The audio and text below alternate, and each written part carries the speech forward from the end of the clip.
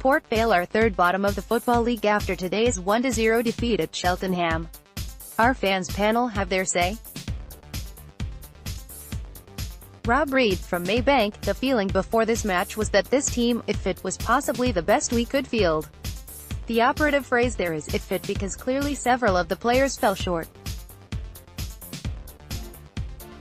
The team was welcomed as a more attack-minded selection, but we actually created less than we had in Askey's previous 3 games, and we didn't deserve anything from this one.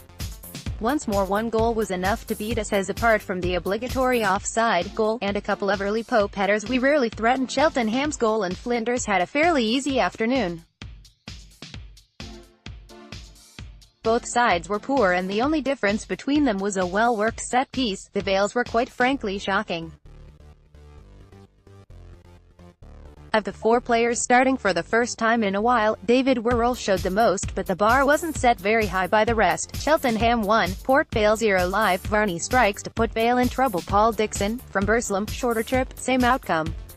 We started well enough, but yet again were absolutely shambolic in front of goal.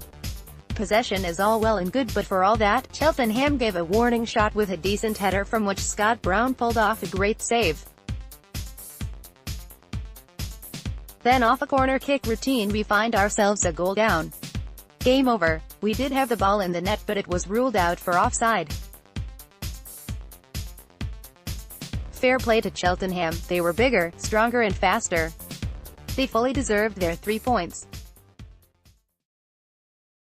Port Vale keeper Scott Brown saves a first-half header from Cheltenham's Luke Varney. Only a couple of players came out with any credit for me, and that was Smith and the excellent Gibbons, who showed exactly what I wanted to see from a Port Vale player: passion, desire and work rate.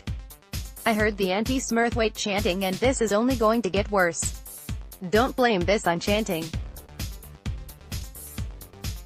It's quite possibly the weakest away performance I have witnessed this season. Absolutely spineless.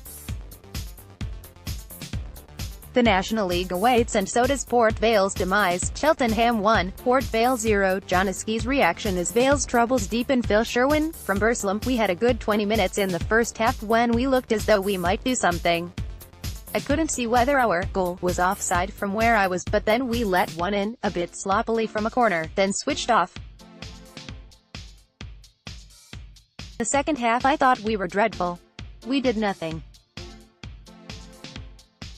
Port Vale were beaten 1-0 at Cheltenham. I thought James Gibbons did alright, and I thought that was the best side the manager could have picked with the players he had available, although I didn't know if Manny Oilique was fully fit. It wasn't one of his better games. I don't think Cheltenham did much in the second half, but they probably knew 1 goal was enough. We've only scored 28 all season, which is ridiculous. The Notts County game next week is the biggest we have had for a long time. We daren't lose that one.